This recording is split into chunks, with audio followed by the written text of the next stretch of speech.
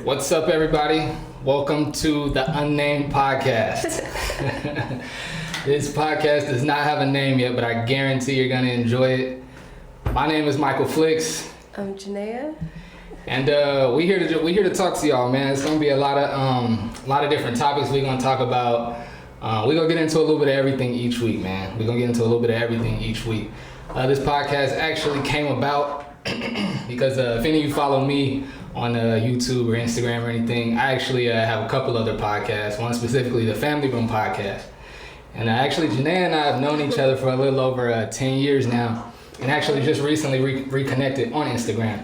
And she seen my podcast page, saw my podcast page, and was like, "Yo, man, y'all need a girl on there, man. Like, y'all need a female perspective. Pardon me." And so I asked, I was like, "So what? You want to be on the show, or like you want to do a podcast? Like, what you thinking?" And she was like, "Whatever's clever."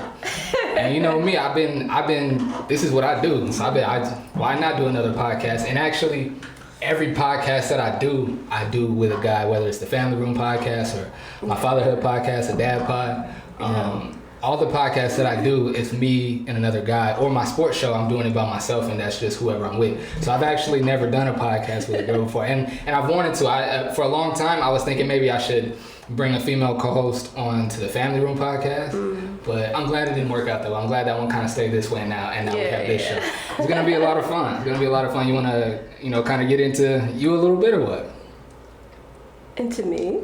I mean, like, I shared what I do and what I've been up to. Okay, what have you been up to recently? What's going on with you? I'm trying to get my life together, really. Specifically, how so? Specifically, because I want to get into acting. Okay. So I'm trying to do that. And I really want to live a happy, beautiful, peaceful life.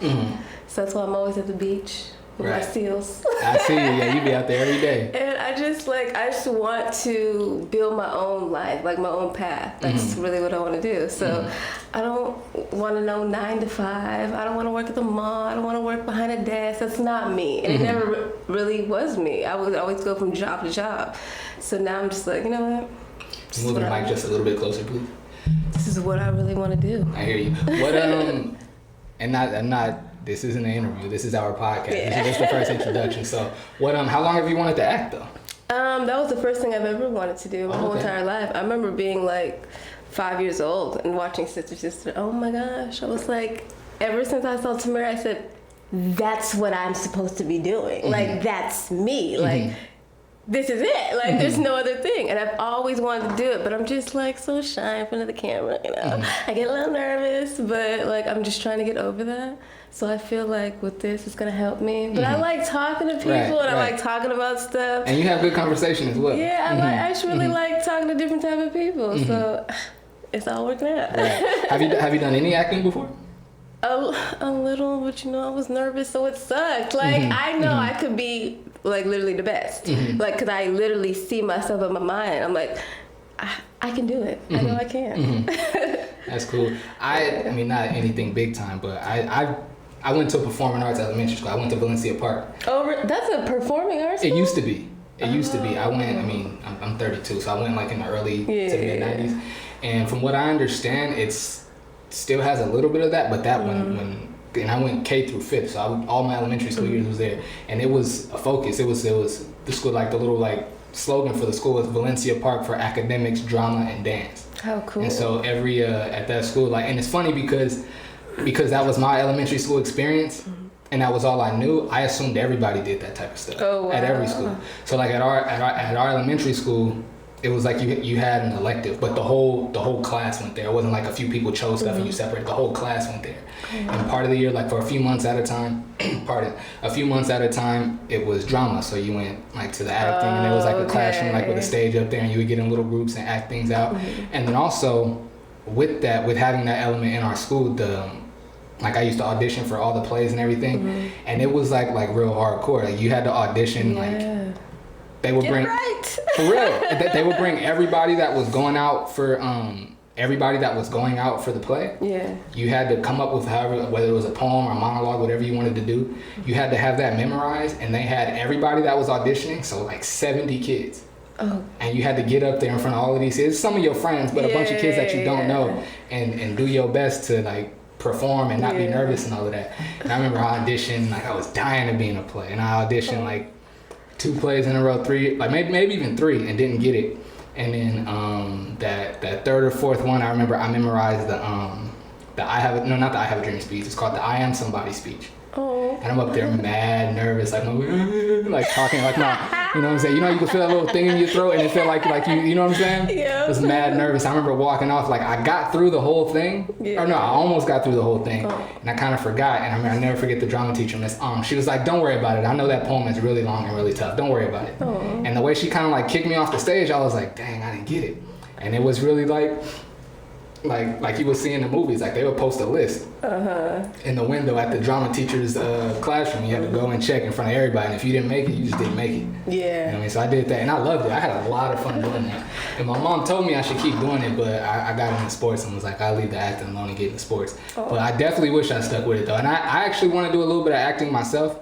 But I've fallen in love with the behind the camera stuff, so I think that's where I'm gonna stay. Yeah. I mean, like I got like some stuff. I mean, we've spoken about it, but I've got some stuff that I've written, and I might like appear in a thing or two, or like make a cameo or something. But I'm enjoying being behind the camera. I'm gonna be on camera with the podcast and everything. But as far as like acting, I don't know. I think you know what's funny, and I'm rambling on and on here. I went when I was right after I graduated high school. I think I was either like 19 or 20. I was in the mall. I was walking through the mall, and this lady had like a booth set up like right by the elevator, and she was asking, like trying to get people to come sign up to audition for like modeling and commercials and stuff. And I was like, I used to do a little bit of acting, and so like I went over there, and like I walked by once, and I just like looked at it and asked no questions. And I bought my shoes. I'm walking out with my Foot Locker bag, and the lady was like, "Hey, come here." And I was like, "All right." Like I walk over there, she was maybe like 30 something, and I'm like 19, 20. And she's like, "Have you ever tried acting?" I was like, I mean, as a kid, but like nothing like really big. Yeah. She was like, "Would you want to be in a commercial?" And I'm thinking like I just come sign up because she's asking me. Yeah. I'm like, "Yeah, I want to be in a commercial." Yeah, exactly. And so like I go over there, and she was telling me, she was like, normally like for these auditions, we you have to like fill out the thing and you have to pay and go. But she was like, I could just kind of tell that you got like the right energy for it. Oh. She was like, so I'm gonna. So I went, and it's crazy. Like I went. And it was just like in elementary school, but this time it's like hundreds of people sitting in like a convention center type room. Oh. And they had like a little platform set up, and I was number like 53 or something. And I'm sitting and I'm waiting. I'm watching everybody else go up, and they got to like maybe like number like 43, and I just got up and left. I got scared. Just got up and left. Yeah. Dang. And then since you sign up, you end up on like an email, like a call sheet thing. So I got another call to come back for another one. Oh, nice. Like this time, I'm like, all right, I'm not gonna be a weenie this time. I'm not gonna be scared. I'm gonna go in there. And I go in there, and this time I'm like number like 20 something. And then this time I wait, like I'm say if I'm like number 25, I wait till they got to like 19. I start feeling that scary feeling in my stomach again. And I was like, oh man. And I remember I had like my wallet, my phone, and everything on the floor. And I just started gathering all my stuff to leave. And the guy next to me, number 26, he was like, "Hey man, this is gonna go quick. Like if you walk out and they pass you up, you just miss your spot, bro. Don't leave." Yeah. I was like, "I'm going to the bathroom. I'll be right back." Grab all my stuff, and I got scared again, left again. Oh my gosh. But I know, oh my gosh, I hate that feeling. It's just like, get off of me. I hate it. And you know what? I don't get that feeling a lot. Like that, I don't really, not much like really embarrasses me. Not much really makes me nervous. But that for sure, I was like, I don't. Do you think it's because you're so good at it? No, I don't think so. No, but like in your mind, like you're so good at it that you just get so nervous. Like, I don't know. That's just how I am.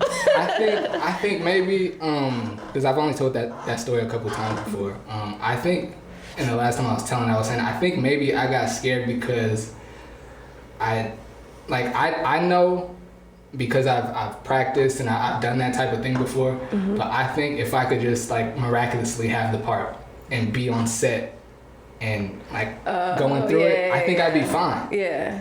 Because like when you're doing it, all the people that are there working, like the cameraman and the dude holding the lights and the boom and the director and everything, they're not the audience per se. Yeah. Everybody's working, so you don't really get nervous because everybody's working.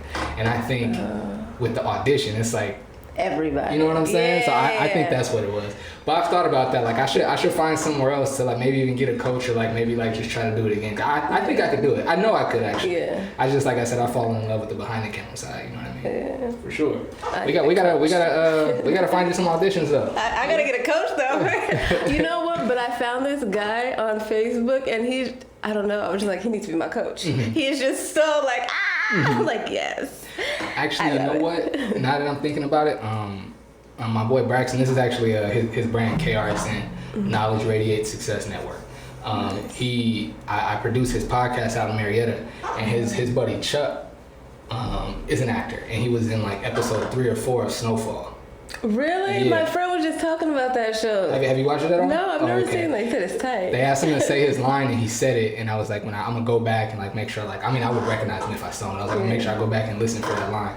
But I'm bringing all that up to say, when we get done, I'm gonna reach out to him so maybe I can put you guys in contact, so maybe he can. Oh yes, thank you. Get his coaches, because he was talking about that on the show. He was saying like it's a grind. It's a grind. He was saying like there's been times when like his buddies would hit him like, yo, we going out tonight. He's like, I gotta study. Yeah. You know what I mean? Or like, hey, yo, we finna go do this. Like, nah, I gotta meet up with my coach today. You know what I mean? So you really have to love it. You can't just go in there thinking you're cute. You know what I mean? That's what a lot of people think. Like, oh, I'm cute, I'll get it. No, you need to be good at acting. Right, like for me, it's like, I don't care how cute you are. Do that line and do it correct. right.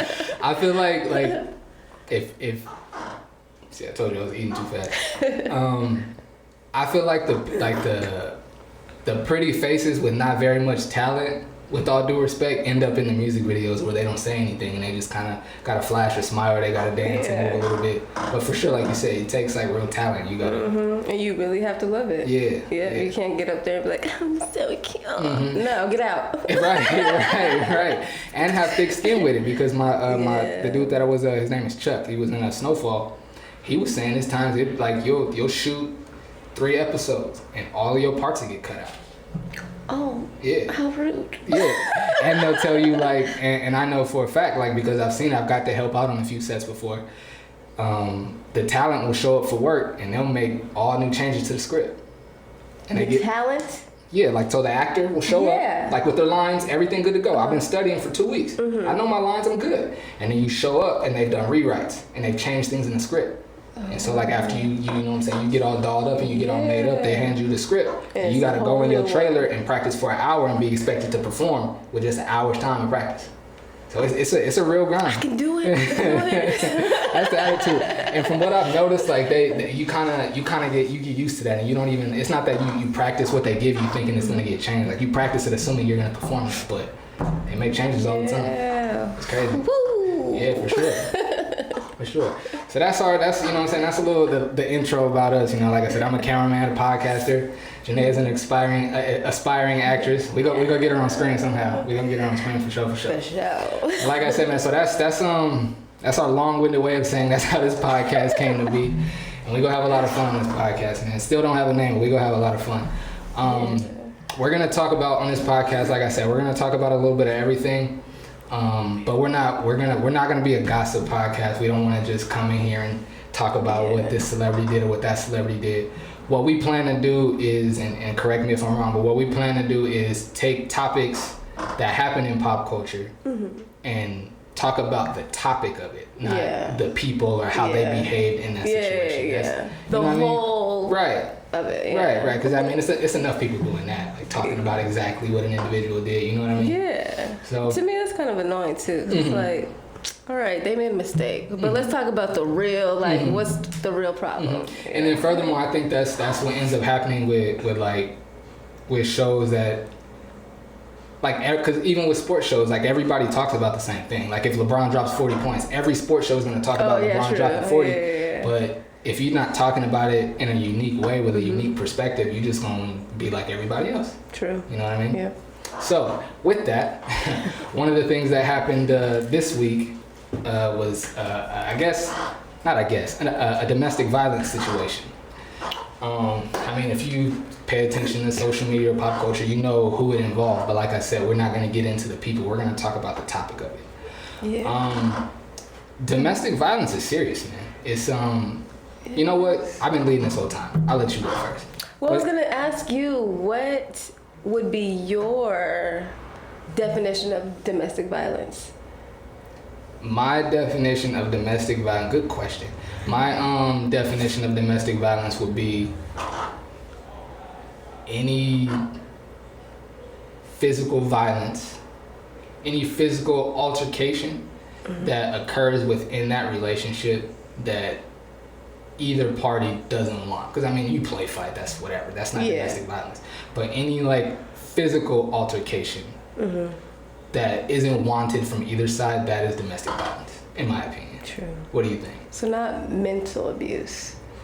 That would be a whole different category. It's still abuse, but I wouldn't categorize it as domestic violence. No. Yeah, I agree. Yeah. What do you what are your thoughts? I feel like most people would have similar thoughts on domestic violence, but what do you think about it? I mean, it's disgusting. As a woman or a man, like, don't put your hands on nobody. Like, you can literally talk about, like, okay, I don't like that, don't do that. I've never been in a domestic violence relationship. Absolutely not. Don't touch me, don't hit me. Right. Yeah. I think if I was in a domestic violence situation, I would have to fight you. Because you're hitting me. Yeah, for sure. So I'm going to fight you back. Right. And then we're going to be done after that. Because that's not attractive. But when you are in love with somebody, it's hard. But like, you hit me though. Would you, and I definitely 1000% understand hitting somebody back that hit you. But you wouldn't be concerned about like, okay, this nigga really had the audacity to put his hands on me. If I hit him, he might hit me again. And then I'm gonna be in here fighting a grown man. You're not thinking like that, or you're just thinking like, nah, bro, you hit me, so I'm gonna hit you back. Because I think, while you're thinking about it, I think I would, first of all, I tell anybody that's in a relationship, if they hit you, leave. Yeah. Leave. Don't like, F love.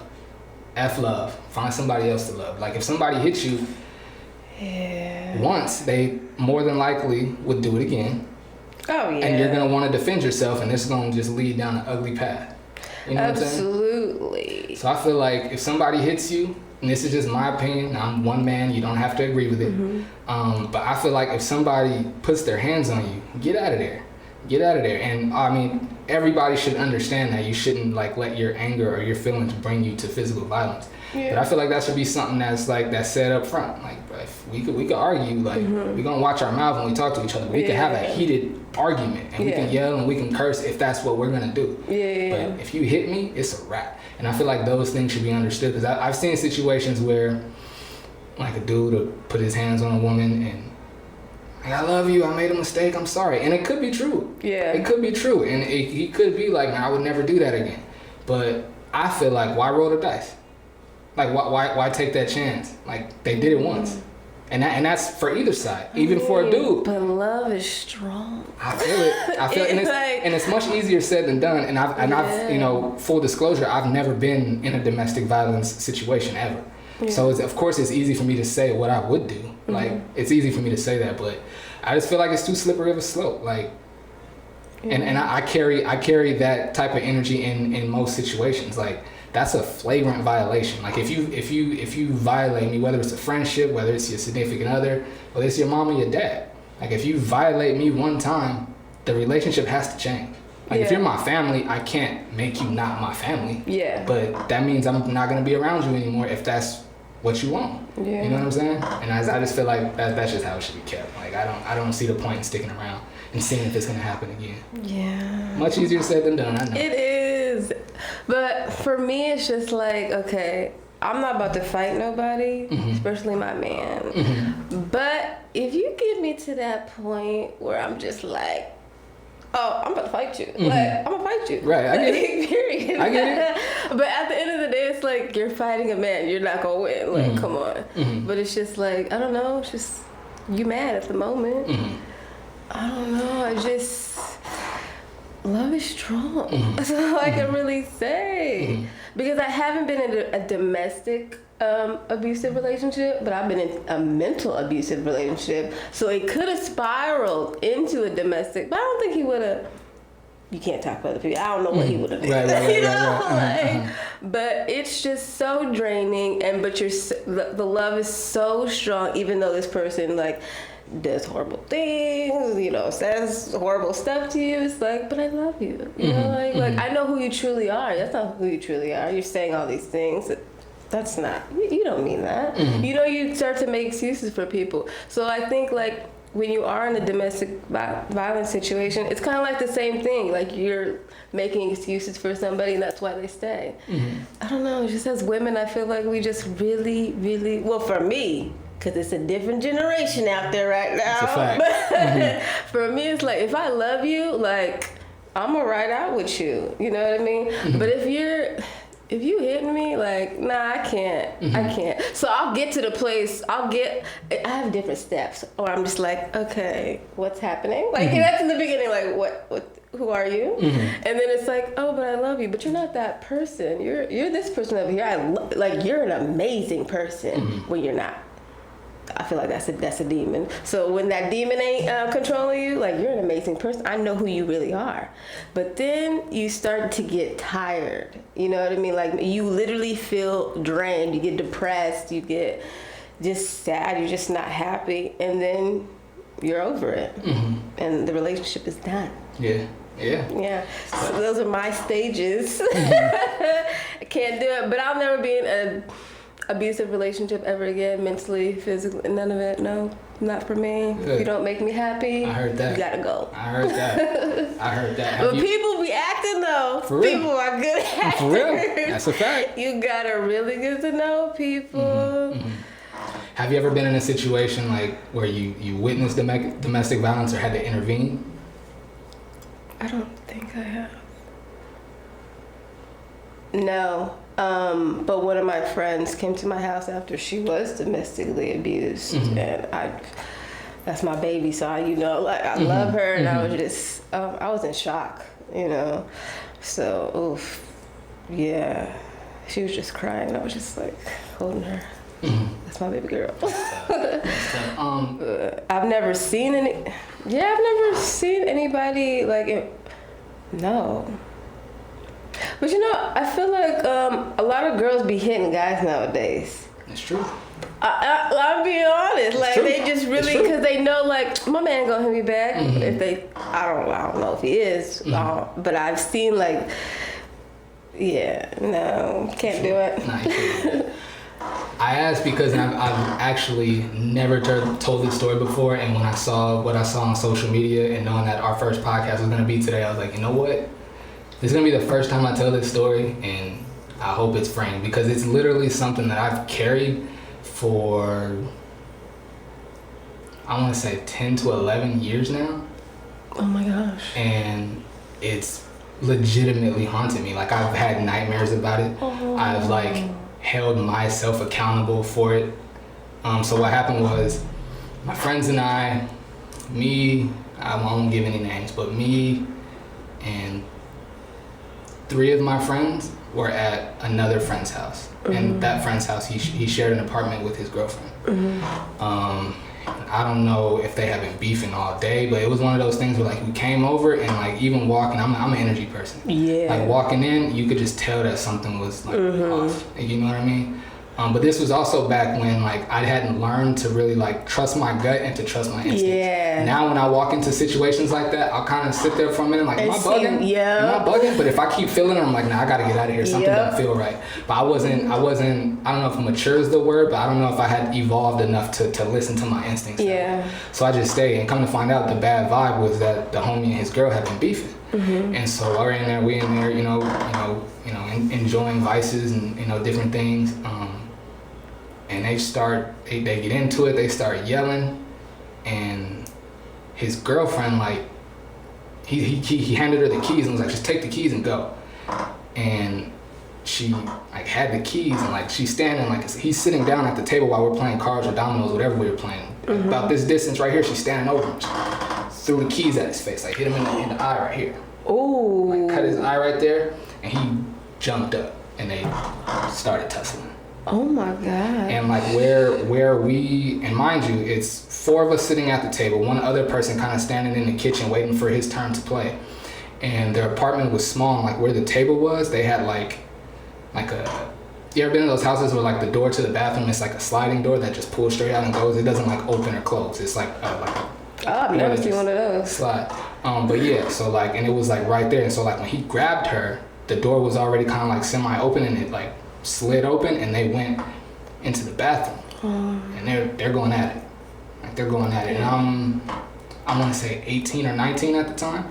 And mind you, like my dad's a minister, you know what I'm saying? My mom's a missionary. Like I've been in church my whole life. I've never like witnessed anything like this before. Never been around this type of energy before. Like never ever before. And so like I'm sitting there like, whoa, like in shock. Yeah. And on the one hand, I'm like that's not my business to do anything about. Yeah.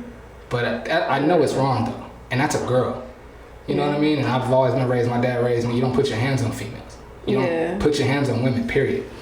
So they're going at it, and I can't believe I'm really getting emotional telling this story right now. That's how you know I've been holding on to it for a long time. And while they're going at it, like, we're all just looking. That's why I feel so terrible about it. It's a group of men just sitting there watch a woman get abused. I'm gonna start crying in here, that's crazy. And so like he must have either felt all of us looking at him or saw us looking at him, and so he like shut the door. And they just keep going at it. Oh my gosh, are you serious? And how big of scumbags are we to just sit there? You know what I'm saying? Yeah. To just sit there. Granted, I'm 19 and I don't really know how to navigate this situation, but I just sat there like, oh my God, I can't believe it. I've never told this story before. And then so like he shuts the door, and then I don't remember who said it, but somebody was like, hey man, let's it's time to go, bro. Like, let's leave. Like, it's too much going on in here. Like, we gotta get out of here. Gosh. You know, and then like right when that conversation is kind of happening, he comes out of the back and hands one of my friends his car keys so we could leave. But we ended up not taking his car because it was like, you know, he might need that car tonight. Like, we're gonna walk home. Dang. And so we leave, and it's like a little after midnight when we leave. And like I said, we in there playing cards and dominoes and everything, and we leave, and like the whole apartment complex, it was that loud. Like the whole apartment complex is standing out there. And so I'm sure to them, they hear all that bumping and tussling, they probably think a group of men was in there beating up a girl or something maybe. Oh my You know what I mean? Oh my God, it was terrible. So we walk home, and I remember just like thinking to myself while I'm walking home, like, bro, you should have did something. Yeah. Like, that's your friend, but you should have did something. And so like I've always vowed that if I was ever in a situation like that again, or if it was something that like I witnessed or something I could do something about, I would. Yeah. I absolutely would, because like I said, I've legitimately had nightmares about that before. Like and it doesn't feel good. And hopefully this will be like the release I need, because a lot of times if I just talk about it or write about it, it frees me. You know what I mean? So hopefully this will be the release I need. And so, but anyway, since then I've vowed, like, you know what? If I can do something, I will. And then you know what? I just thought about this right now. It might be a reason why. See, this is why I love podcasting so much. It's almost like therapy. I love it. Years later, maybe I want to say 8 to 9 years later, and you've met Jesse before. Jesse and I were at an adult league basketball game, and one of his friends was there. One of his homegirls was there. And we're playing. When we compete, we talk trash. Like, oh, you can't check this. We talking big stuff, right? And then one of the white dudes on the other team said something about us. You know, people are like, oh, they talking too much. They need to shut up. What fans do. You know what I'm saying? It's cool. I don't pay attention to her. She can say what she want. But the homie's friend was sitting next to her and was like, who are you? Like, they can say what they want. Like, be quiet. And so they start going at it. Like a black girl versus a white girl start going at it. Oh, they were both girls. In the stands. Yeah. Two girls. And I just hear like a shriek. I don't even see what's going on. I just hear like a shriek, and I look, and the dude that we were playing against is the white dude we were playing against is his girlfriend that's over there tussling with our homegirl, and he goes over there, and rather than grabbing his girlfriend and getting her out of the situation, he grabbed the homegirl. What? Right? Don't touch me. And this dude is well bigger than me. Like, yeah, everybody's bigger than me. This dude is well bigger than me. I run over there and I must have grabbed this dude. Like, bro, I didn't heat him up. Like, I'm too small to do all that. But I got him off of her. And I'm like, bro, what the hell are you doing? Yeah. So, bro, it's my girlfriend. Like, bro, you grab your get woman. Your girl. Get your girl, bro. You don't know her and you don't know who she in here with. Okay. Like, you know what I'm saying? But how do you put your hands on another woman? You know Get your girl. And I remember, you know, on the dude that ended up grabbing the homegirl, like, he got popped out by the homie, like, put a mean one on his jaw, dropped him. And I was like, see, that's what you get for touching people, bro. Like, you grab your girl. Like, you know what I mean? And I remember thinking, like, while we were outside, because I mean, the police got called, we had to stay in, like, yeah. And so, like, well, nobody got arrested, no statements or anything like that. But while we were sitting there, I was thinking, like, because I ain't gonna say that might be a little inappropriate. I was wondering to myself, like, why'd you turn up like that? Like, you could have just went over there and be like, bro, back up before I slap you. Like, you didn't, because I went over there, like, ready to, you know what I mean? Like, and I didn't know her that well at the time. Yeah. And I remember asking myself, like, what made you, like, react like that? And, you know, and like I said, just thinking about it and never connected the two before, but it's probably my subconscious telling me, like, bro, next time you can intervene, you're gonna intervene. Yeah. You know what I'm saying?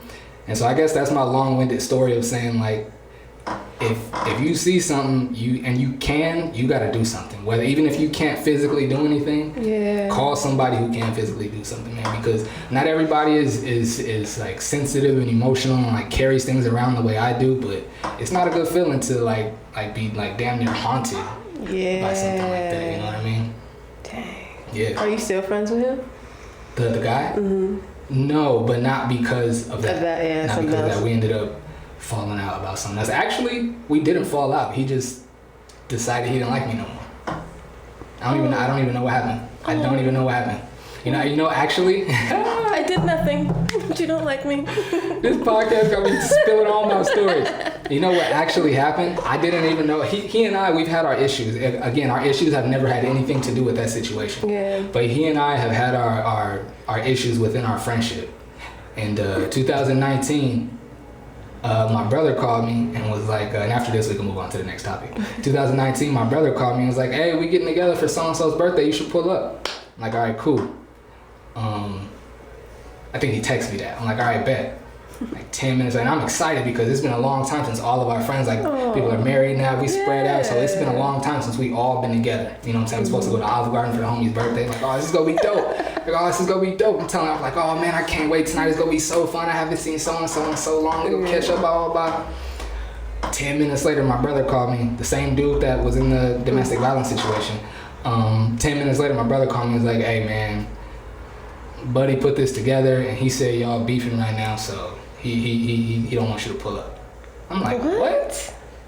I didn't even know we weren't cool. Like I said, we had our issues, and I had actually gone over to his apartment and we sat down like, bro, like, what's been going on? Like, why we got this issue? Like, bro, I feel like you've been doing this. Like, nah, nigga, I feel like you've been doing this. And we put everything on the table and we discussed everything and talked it out, and I thought everything was cool. You think that sometimes, but they're not over it. You know what I'm saying? Yeah. And to my knowledge, we hadn't had another run-in, another confrontation, or anything like that. But was like, yeah, man. That. So, that was good. Yeah. So he and I, we might be friends again one day. But yeah, he and I are not friends right now. Dang. It might be for the best. It might be for the best. Who knows? Yeah. Who knows? Dang. That's crazy though. Yeah. Yeah. I mean, for me, sometimes I do get like shocked while I just be staring at stuff like, oh my gosh, is that really happen? Did that really happen? Mm-hmm. But oh my gosh. Mm-hmm. Like if I was in that situation, I'm not saying because you were young, you know what I mean? If I was in that situation, I don't know, I can't even say because I'm like, I don't like fighting people and stuff, but yeah, I would have to do something like, Absolutely. My older self now, I would never sit back. Yeah. I would never sit back. Nah. And I'm not saying I'll go in there and try to beat up my homie, but I'm definitely going to grab him and be like, fam, what are you doing? What are you doing? You know what I'm saying? So, yeah. So, yeah, man, my opinion, if you're in that situation, get the hell out of it. Forget love. Protect yourself. Yeah. And if you see something you need to intervene, man. You need to intervene. But anyway, enough domestic violence talk. I'm glad I got that off my chest, though. Like I said, I've been carrying that story for a long time. The Derek Chauvin Trial. You been watching that at all? Keeping up with it at all? I'm gonna be completely honest with you. Nah. Okay. Today, because I was like, "Oh, we gonna talk about it?" I was like, "Okay, let me watch." didn't know what channel it came on, so I'm just like, I know it's on CNN and HLN. I've been glued. Really? Yeah. You know what? I used to think like I could be a lawyer. I could beat any case, like for real. So like I watched the opening. What is it? The opening. I don't know. The opening basically, where they were saying what you're gonna see from these witnesses and what happened. I've never watched the full video of that, and they played it. So I watched it for the first time today.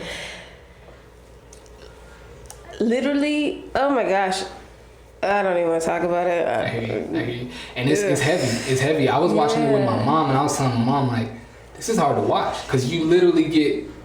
He's literally every angle dying right there, and you have your knee on his neck. And he's saying, I can't breathe. I could never do that to anybody. Nah. Even if I didn't like you, I couldn't do that to you. Right. That's disgusting. Yeah. What could you possibly say? Like, oh, I was on his neck. For what? He's in handcuffs. He's saying, I cannot breathe. He called for his mom, but I didn't see that part. But they said he called for his mother. Yeah, his dead mother. That's how you know he was extremely fearful. His mom died 3 years before that. And he called out for his mom. Right? It's like a little, like, you know what it looks like a little boy calling for his mother. It's really hard to watch. For me, like, and you know, I got a lot of pride in myself and a lot of pride in being black and in black people as a whole. And so for me, it's, and I'm gonna just be honest, it's really tough for me to watch a grown, like, strong, because he lift weights, he's a big, strong guy. It was hard for me to watch, like, an assertive, strong black man have to cower like that. Oh, it gives me chills to even talk about it. It's really hard to watch, and you get every angle, every cell phone that recorded it, every cop's body cam. It was another like overhead shot from across the street. So you literally like see it from every angle, and everybody that was there, you see it from everybody's perspective. Wow. And then, but nah, he's going to prison though for sure. Like absolutely. But no, we've seen cases where George Zimmerman, like we've seen cases where people were dead wrong, and they didn't go. Yeah. But the thing about my bad, go ahead. Sorry. How crazy! Like he really hated black people. Yeah. Oh yeah. He like went and like. But it was like on another level. Like my sister was telling me, because I don't really like to keep up with stuff because it just makes me mad, and I just want to be happy. But she was telling me like he used to sign Skittles. I was just about to say, yeah. You're dead. Yeah. I'm finding you and I'm killing you. What are you talking about? It was a little boy doing a tour, signing bags of Skittles, and I believe the gun that was the murder weapon. I believe that he auctioned that gun off and got paid. But yeah, how do these people like?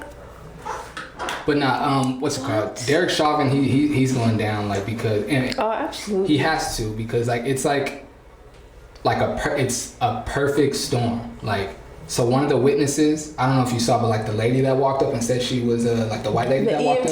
She's an EMT. And she showed up and gave her witness statement in uniform. I saw a little bit of that. Strong, talking, not afraid. They was trying to like, she said something. They told her like, you're not going to offer anything else. She was like, I was finishing my answer. Like very assertive, like y'all not finna shut me up. Okay. I was there, I saw what happened, and I'm gonna tell you from my perspective what happened. Yeah. So she's like an expert in like medicine, so to speak. And the first guy that was on there that was calling Chauvin a bum, he's like, you're a bum, bro. He's not moving right now. That dude is an MMA fighter. And he knows he was the MMA fighter, and he's I guess the like what that choke is called, the blood choke. And he was saying like that I do this for a living. Like I know that cuts off.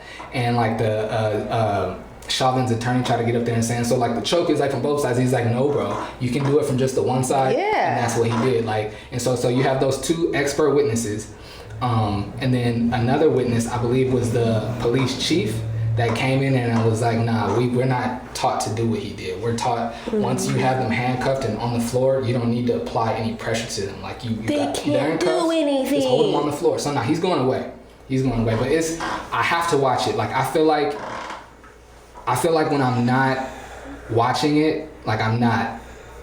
It sounds weird now that I'm about to say it out loud, but I feel like I'm not like giving my energy and help to it.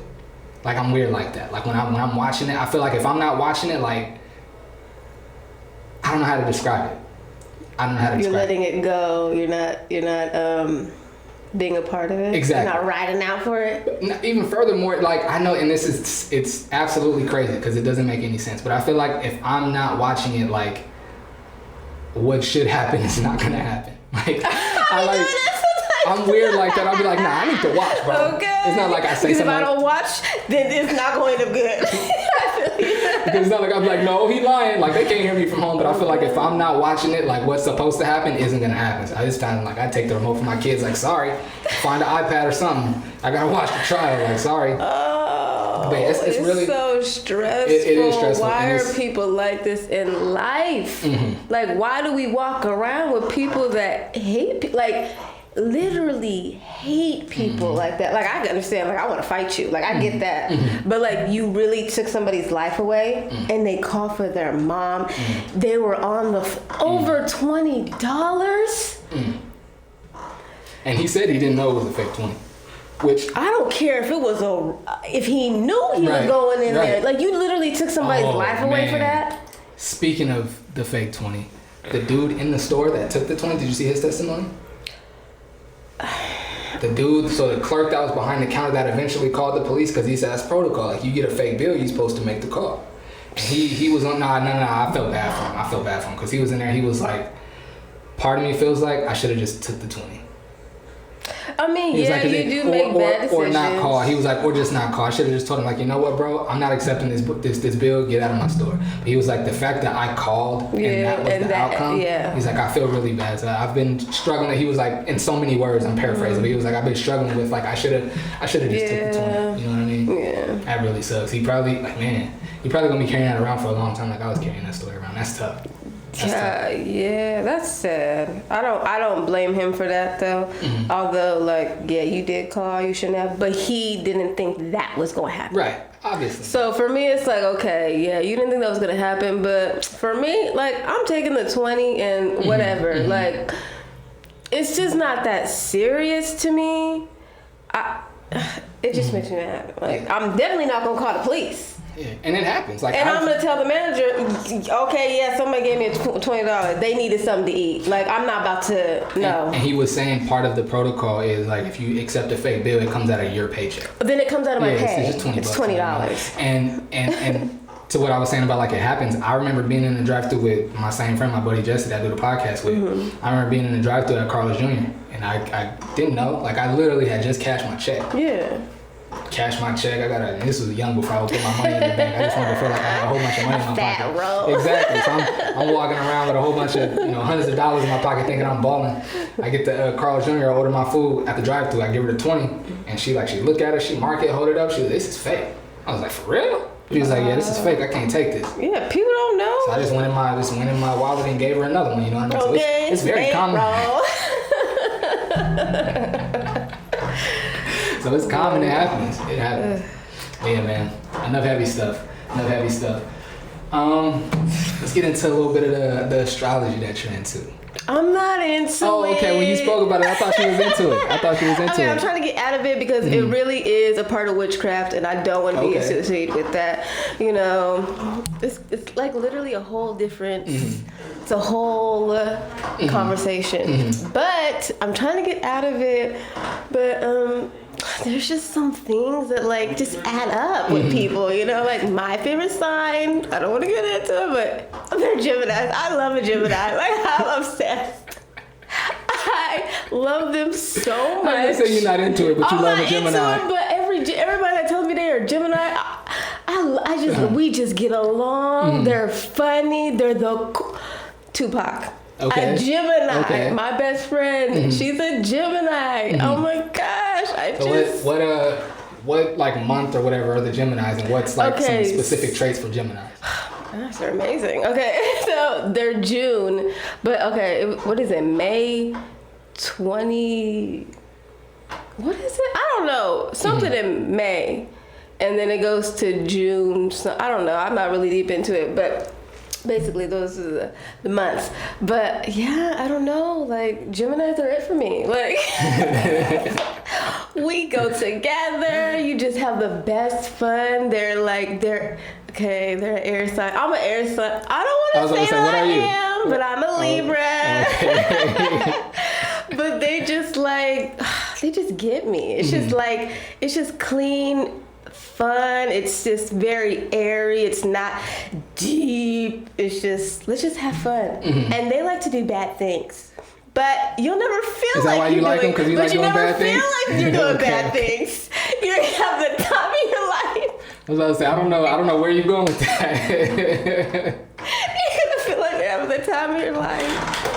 Oh my gosh. And like I said, we brought up astrology a little bit before we started recording, and I told you I was a Scorpio. So what set you off about? What set you off about me being a Scorpio? Okay, my sister's a Scorpio. Okay. You guys are very like, this is it. Like, you guys don't change up. Like, you guys are very set in your ways. Like, this is what I like. This is it. Like, there's no swaying around. Are you like that? Yeah. Yep. Yeah. Yeah. I'm pretty flexible. I'm pretty flexible, but it's like if I'm a part of a team, and even if I have a set way what the team wants to do, that's what we're doing. I have no like. Yeah. But as far as like my life and like my stuff, like yeah, this is what I do and this is how I do it. And I don't. If I find a better way, I'll change it. But this is what I do and this is how I do always striving for it. the best. Absolutely. Absolutely. We all are, but you guys are, yeah. But you guys are more on the like. See, this is why I kind of don't believe it, because I met a Scorpio.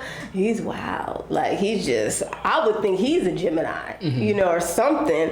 But but Scorpios are usually like very like, I don't know, I can't say serious because they like to, they're good at having fun. The only thing I've ever heard, like I said, I don't know anything about astrology. Like, the only thing I've ever heard about Scorpios is that we're crazy. Yes, there is that they say about you guys. I don't think I'm crazy though. I don't know I don't like think in you're what way I would be crazy. crazy. I'm sure like somebody like, nah, this nigga Mike is crazy. But I don't know, like I'm trying to think right now, like what's something that people say like, nah, you pretty crazy, bro. I don't know, let me see. But you know what? That goes into like the moon sign and the rising and all these other things. My moon, because my friend, she told me what I am. I'm a Libra. I have a Scorpio moon. I think that's the way you like love people. Like you're very like, we riding out. Like this is. Don't come over here and mess with my peoples. Oh, 1,000%. I will kill you. 1,000%. You know? I'm like that, but I think that's how Scorpios are. Yeah, you guys like, yeah, don't mess with my people. I'm like that 1,000%. I go hard for mine. I actually think sometimes I'm like, everybody says I'm loyal to a fault, but sometimes I do think I'm guilty of that, like riding it out with people for longer than I should. Actually, my friend that he and I have fallen out, like we have been beefing, like.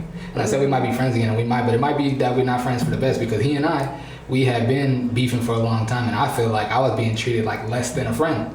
You know what I mean? And I'm just like because of how long we had known each other and we used to live together and like we used to make music together and how tight we were at one point. Like, and I'm somebody like I don't like call people my family if you're not really my family. Like I was never like, oh, it's my cousin. I'm like, I actually have real cousins in LA and those are my cousins. Like, oh, what's up, mom? I ain't never called nobody else's mom. Like, I don't do that. Like, I have a mom. That's who I call mom. I don't do that.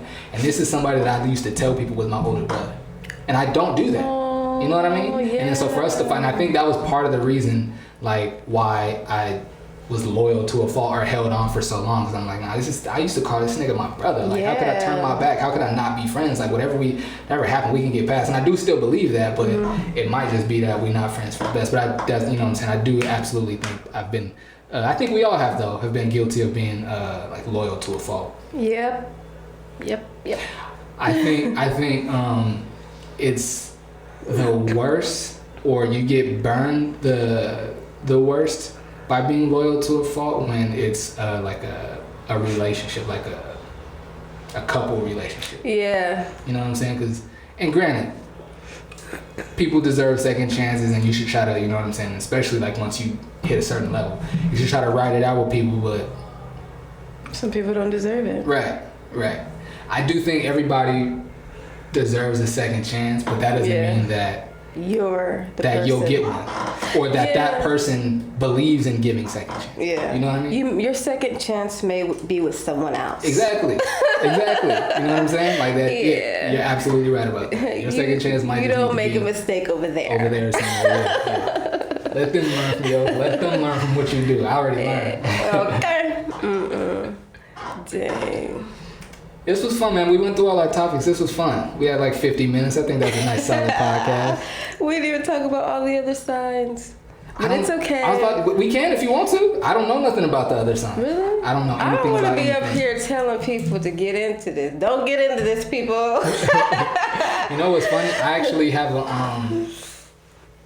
yeah, we're friends. I was about to say, I don't know if she's a friend or an acquaintance. We're friends. She's cool peoples. I know someone that she does readings. She does readings and she's into all of that. And you know what? Because I believe there's a little bit of like, I was about to say there's a little bit of like something or realness to everything, but that's not true. But I do think there is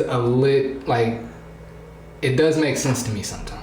Mm-hmm. I would never like put my all on that and like whatever the astrology is saying for today, that's what's gonna happen. I gotta follow that. I would never be that, but I do think there is some truth in it. Like I hate little pieces of truth here and there. Cause I hate when people are like, oh, I'm a Gemini. I can't stand when people lie to me. It's like, who does enjoy being lied to? For real. You know what I'm saying? Like you don't hate that because you're a Gemini. You hate it because you're a human. Okay. I hate when people do that. So yeah, I don't know. Like somebody tell me when their birthday is, I'm not gonna know what sign they are. I don't know nothing about that. But I was saying I do want to do it one time, just for the experience. But being like do a reading. Just for the experience to see what it's about, but I feel you. And also because like I was raised in church and I do believe in like your daddy a pastor. You know what I'm saying? And I do believe in like spirits are real. Absolutely. Like, you know what I'm saying? And I feel like there's some of that in there. And so I don't want the demonic spirits. Yeah, you know what I'm saying? That's why I'm not trying to be into it, but I love me a Gemini. Yeah, I think, and see, maybe if I could watch one on TV, like, 'cause I feel like even if I sat in a room and it wasn't about me, something like, you know what I mean? Like, I'm careful with it. I'm just curious, you know what I mean? I'm just really curious. Don't be too curious. Yeah, your curiosity could definitely get you in trouble. Yeah, that's a fact. That's a big fact. Oh my gosh, I can't. This was fun though. I'm not trying to cut you off. It just feels like we're stopping here. It just feels like we're stopping. If you got anything to say, feel free. It just feels like we're stopping here. I don't want us to try to force anything. Do I have anything else to say? We haven't a whole production meeting in the first podcast. We haven't nailed down exactly like when this podcast is gonna come out weekly. We're definitely gonna come in here once a week and record, but we haven't talked about like what day. Yeah, we didn't. Put our audio and our videos out. We're just going with the flow. Yeah, we'll figure out a good time, and then I'll say something about it on social media. We'll figure it out. But this is the podcast with no name, and it'll be available. Presented. Oh my bad, I meant to shout him out. Presented by Dream Radio, delivering real entertainment and music. We happy to be a part of Dream Radio. This is gonna be. You can listen to us on Dream Radio, and then you can also find the audio on Spotify, and then the videos will be on YouTube as well. So yeah, wherever you listen, we'll be putting clips on Instagram, everywhere. Like you'll find us everywhere. And I try to be pretty good at spreading the word about things and letting people know when I'm doing stuff too. So be on the lookout. It'll be out real soon. Sometime next week sometime. Well, you know what? It's coming out real soon. Real soon. Yeah. The podcast with no name. I'm Mike. Janaya. Thank you for listening to us. We appreciate it.